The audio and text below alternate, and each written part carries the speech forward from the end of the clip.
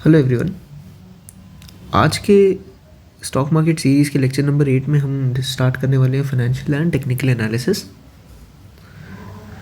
और इसमें हम पढ़ेंगे बॉम्बे स्टॉक एक्सचेंज के इंडेक्सेस के बारे में, और हम कई सारी नई टर्म्स डिस्कवर करेंगे और उनके मतलब समझेंगे। तो बॉम्बे स्टॉक एक्सचेंज का जो इंडेक्स है उसको हम सेंसेक्स कहते हैं, जिसका मतलब है सेंसिटिविटी इंडेक्स। और एनएससी के जो इंडेक्स है वो है निफ्टी 50। निफ्टी 50 में कंट्री के ऊपर के 50 सबसे अच्छी परफॉर्मिंग कंपनीज आती हैं।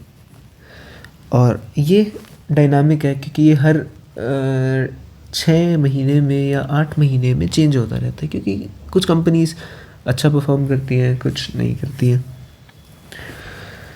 तो इस सारे डिस्कशन के दौरान एक टर्म बहुत ज़्यादा उठ के आता है जिसको हम कहते हैं मार्केट कैप, जो हमने बहुत बार सुना होता है कि इस कंपनी का मार्केट कैप कितना है।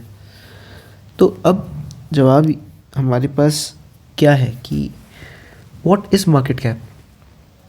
तो सरल भाषा में, अगर आज आप किसी कंपनी को ख़रीदना चाहें तो कितना पैसा लगेगा, how much money would you need, that is called market cap. अब अगर मैं एग्जांपल ले लूँ टीसीएस का, राइट, तो टीसीएस का market cap is 11,40,000 crore, whereas Infosys का मार्केट कैप इज़ 5,59,650 करोड़। और अगर हम देखें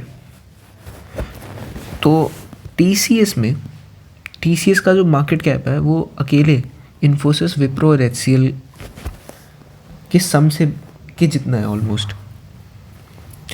तो market cap is a very important parameter in this. और मार्केट कैप हम निकालते कैसे? तो मार्केट कैप निकालने का जो तरीका है, it is the number of shares of that company multiplied by the latest trade price. यानी कि वो प्राइस जिस वक्त आप मार्केट कैप निकाल रहे हैं किसी भी कंपनी का, तो उस वक्त उसका जो शेयर प्राइस है कितना है। अगर 2,000 रुपये है और मार्केट में उस कंपनी के 2 करोड़ शेयर हैं, तो 4,000 crore would be the market cap.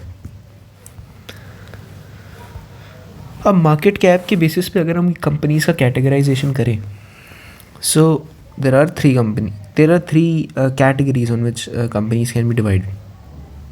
सबसे पहला आता है लार्ज कैप, फिर आता है मिड कैप, और तीसरा आता है स्मॉल कैप।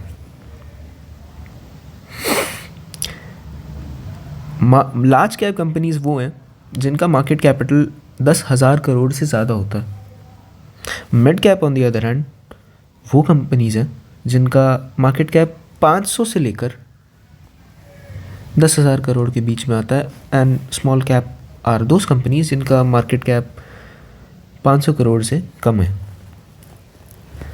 तो अब जाहिर सी बात है, जब भी हम ट्रेडिंग्स करते हैं तो हम देखते हैं कि जो स्टॉक प्राइसेस होते हैं वो काफ़ी फ्लक्चुएट कर रहे होते हैं। It can be due to anything, market में चल रही स्पेकुलेशंस, किसी तरह का इनसाइडर इन्फॉर्मेशन के थ्रू आप किसी स्टॉक को मैनिपुलेट करने की कोशिश कर रहे हैं। तो इन सारी फ्लक्चुएशंस को रोकने के लिए स्टॉक एक्सचेंजेस के पास होते हैं surveillance departments. Now the thing is कि जो लार्ज कैप कंपनीज हैं उनमें स्पेकुलेशंस का कोई स्कोप होता नहीं है, बिकॉज उनका मार्केट कैप ऑलरेडी बहुत ज़्यादा है। और there is a very rare chance कि वो लोग कोई किसी भी तरह का फ्लक्चुएशन बहुत बड़े स्केल पे कर पाए। जो खतरा होता है फ्लक्चुएशंस का, that is mainly in small cap companies, क्योंकि 10,000 करोड़ एकदम से नहीं बन जाते। इसको बनाने में बहुत सारे साल लग जाते हैं, और कोई भी कंपनी का ओनर जिसने इतने सालों की लेगेसी अपनी बनाई है वो नहीं चाहेगा कि वो एक फ्रॉड या फ्लक्चुएशन के बेसिस पे अपने कई सालों की मेहनत को ख़राब कर दे। Most of the frauds and the I would say fluctuations happen in the small cap, और जो सर्वेलेंस डिपार्टमेंट है they always keep an eye on the small cap companies. तो how do these fluctuations happen, या फिर कैसे ये speculations बढ़ती हैं? तो उसमें एक तरीका आता है रिंग ट्रेडिंग का. तो रिंग ट्रेडिंग क्या है? To explain that, I'll consider an example where मान लेते हैं कि कुछ 5-6 लोग हैं, जो लोग सपोज ए है जिसके पास 80 रुपये का कोई शेयर है और उसके पास उस कंपनी के 1 लाख शेयर्स हैं. तो अब वो सेल ऑर्डर लगा सकता है अपने शेयर पे 100 रुपये का, जिसको बी खरीद लेगा, और बी इसको मार्केट में उतारेगा इस प्राइस पे. और वाइल जब ये लोग ऑर्डर करते हैं, सेल ऑर्डर करते हैं, तो ये ए ऑन ऑर्डर यूज़ करते हैं सेल करते वक्त. ये ऐसा इसलिए करते हैं टू इंश्योर कि किसी जो 1 लाख शेयर्स हमने मार्केट में उतारे वो सारे के सारे इसी रिंग के अंदर हैं, कहीं बाहर ना जाए.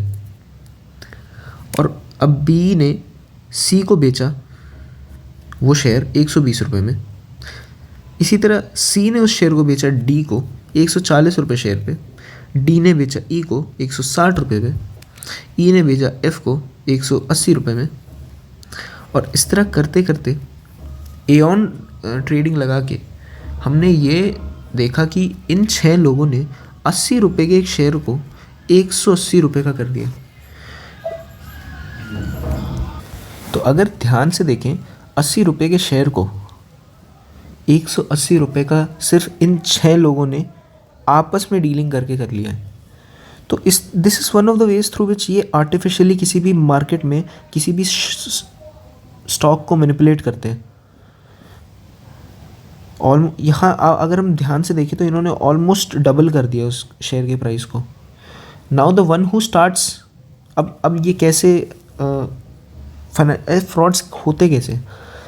तो अब जो ये 180 रुपये का जो शेयर प्राइस है अभी, तो इसको देख के मार्केट में एक सेंटिमेंट जगेगा कि boss this share is working really well, चलो इसको खरीद लेते हैं.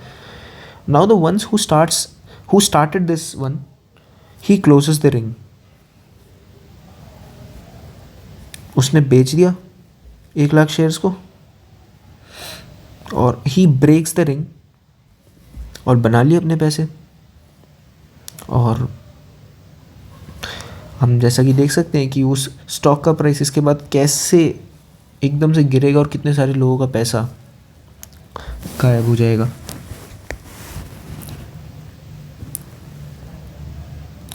एक और तरीका है कि DQ कॉन्सेप्ट होता है उसके अंदर, कि मतलब डिस्क्लोज्ड क्वांटिटी होती है. ये भी एक तरीका है जो कि लोग यूज़ करते हैं to avoid the raid by the SEBI.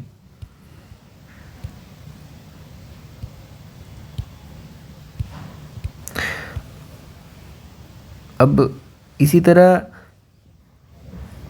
Crypto currency भी एक तरीका है. क्रिप्टो करेंसी का प्राइस भी इसी तरह बढ़ाया जाता है रिंग ट्रेडिंग कर करके. तो अब ऐसे तो कोई भी किसी स्टॉक प्राइस को मैनिपुलेट कर सकता है और ऑलमोस्ट डबल ले जा सकता है. तो to regulate this, there is this one concept of circuit breaker. That is, कोई भी ट्रेडिंग जो है किसी भी शेयर की एक दिए गए लिमिट तक ही उसका प्राइस बढ़ सकता है, कि इससे ज़्यादा बढ़ नहीं सकता और इससे कम गिर नहीं सकता. और जैसे ही उस अपर सर्किट से ऊपर जाने लग जाती है हमारी वैल्यू, तो ट्रेड स्टॉप कर दिए जाते हैं उस शेयर के.